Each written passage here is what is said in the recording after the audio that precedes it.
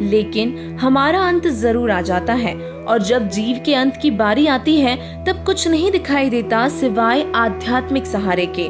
और वर्तमान परिस्थितियां ही ऐसी है कि आखिर आध्यात्मिक सहारा भी कैसे ले और क्या करे कि जीवन की डूबती नाव बचा सके। वर्तमान का आध्यात्मिक मार्ग उस उलझे हुए सूत के समान है जिसको सुलझाने के लिए बुनकरों को 1 महीने से अधिक लग जाता है। ठीक उसी प्रकार हम बिना ज्ञान के कष्ट निवारण हेतु न जाने कहां कहां चले जाते हैं। तो दोस्तों आज का हमारा विषय भी कुछ इसी प्रकार है, जिसका विषय है परमात्मा साकार है या निराकार। दोस्तों अब जब बात आध्यात्मिक ज्ञान की आती है तो अलग अलग धर्मों के मानने वाले अनुयायी अपने अपने स्वार्थ के अनुसार तर्क देकर अपने धर्म को श्रेष्ठ मानते हैं, जो कि प्रत्येक मनुष्य का स्वाभाविक गुण होता है। कुछ लोग इस सृष्टि के निर्माता यानी परमेश्वर को आकार रहित अर्थात निराकार मानते हैं, जिसका प्रमाण केवल एक श्लोक के माध्यम से देकर सिद्ध करना चाहते हैं। जिस तरह आज विज्ञान का आविष्कार होने के कारण प्रत्येक मानव शिक्षित है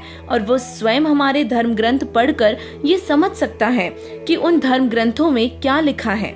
दोस्तों हमारे पूर्वज पढ़े लिखे नहीं थे और इसीलिए उस परमेश्वर के निराकार होने के मिथ्यक ज्ञान को नहीं समझ पाए। समाज पहले से अब तक वर्तमान में चली आ रही परंपराओं में आखिर क्यों जकड़ा हुआ था? इसका कारण यही था कि उनका शिक्षित न होना।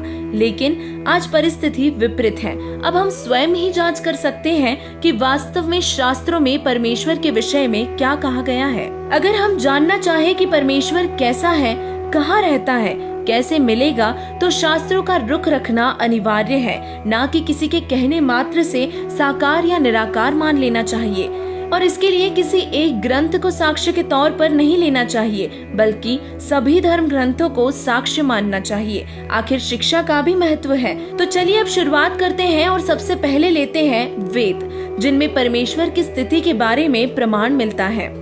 ऋग्वेद मंडल नंबर 9 सूक्त 86 मंत्र 18 में लिखा है, जिसमें ये बताया गया है कि परमपिता परमात्मा जो असाधारण बालक के रूप में आकर प्रसिद्ध कवियों की उपाधि प्राप्त करते हैं, अर्थात संत या ऋषि की भूमिका निभाते हैं, हजारों भाषणों की रचना करते हैं और उस भगवान द्वारा जो एक संत के रूप में प्रकट हुए हैं, संत प्रकृति के व्यक्ति यानी भक्तों को स्वर्ग के समान सुख प्रदान करने वाले हैं। वह सनातन पुरुष अर्थात ईश्वर अर्थात सत्य पुरुष मोक्ष के तीसरे लोक अर्थात सत्यलोक की स्थापना कर मानव रूपी तेजोमय शरीर में एक राजा के समान सिंहासन पर विराजमान है। ये प्रमाण एक साक्ष्य ही नहीं बल्कि एक पक्का सबूत भी है कि हमारा कुल मालिक परमेश्वर मनुष्य जैसे आकार वाला है। अब जानते हैं बाइबल में परमेश्वर अर्थात परमात्मा के विषय में क्या लिखा है। पवित्र बाइबल उत्पत्ति ग्रंथ प्रश्न नंबर 2 पर अंक 1.20 से 2.5 पर, जिसमें 6वां दिन प्राणी और मनुष्य के विषय में बताया है, जिसका कुछ अंश जो महत्वपूर्ण है बता रहे हैं कि अन्य प्राणियों की रचना करके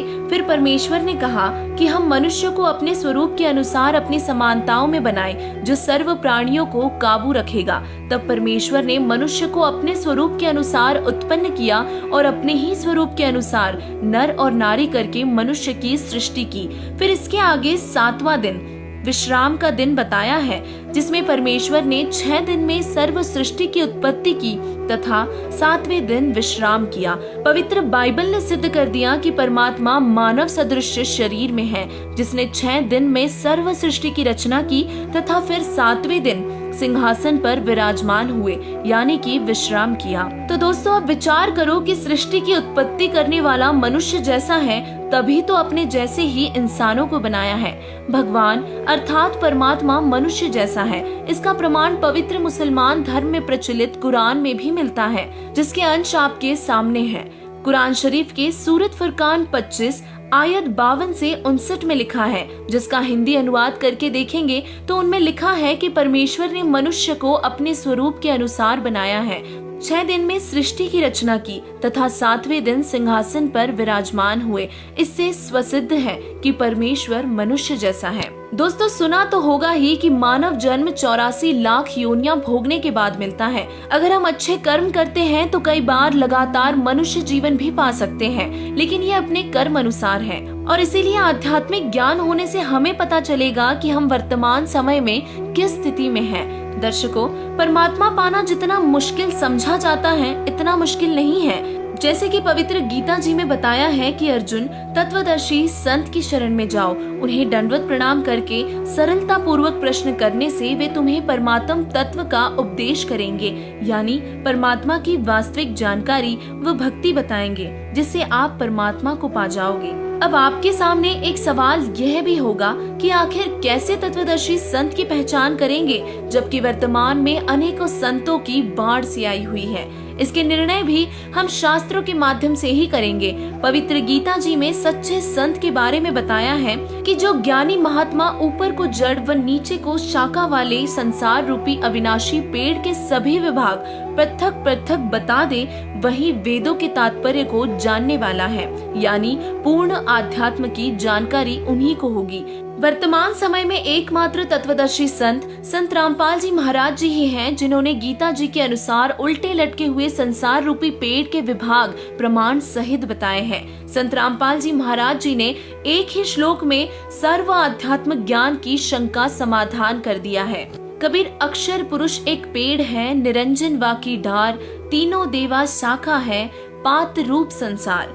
दर्शकों, समझदार को इशारा ही काफी होता है। हम आज तक जिन्हें केवल एक संत और कवि अर्थात कबीर दास ही मान रहे थे, असल में वे ही परमेश्वर हैं। आज हमें संत रामपाल जी महाराज जी के बताए ज्ञान से प्रमाण मिला कि यकीनन यही सत्य है। वह परमात्मा जिसके लिए ऋषि महर्षि लाखों वर्ष जंगलों में पहाड़ों में भूखे रहकर साधना की, वो परमात्मा पूर्ण परमेश्वर कबीर साहिब जी ही है।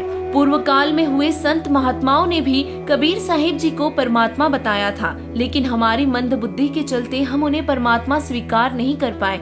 जिस विषय में आदरणीय नानक देव जी ने बताया है, फाई सूरत मुलुक की वेश, ए ठगवाड़ा ठगी देश, खरा सियाणा बहुता वार, ये धानक रूप रहा करतार। इसी के साथ आदरणीय दादू दयाल जी ने भी बताया है कि जिन मोको निज नाम दिया, सोई सदगुरु हमार, दादू दूसरा कोई नहीं, ये कबीर सिरजनहार। तो दोस्तों, आज के इस दौर में हम सभी शिक्षित हैं, तो इस अनमोल शिक्षा का सही इस्तेमाल करने के लिए हमें चाहिए कि हम संत रामपाल जी महाराज जी के बताए ज्ञान को सुने, समझे और शास्त्रों से मिलान कर उस परमात्मा को पहचाने और संत रामपाल जी महाराज जी की शरण में आकर अपना व अपने परिवार का कल्याण करवाए। धन्यवाद।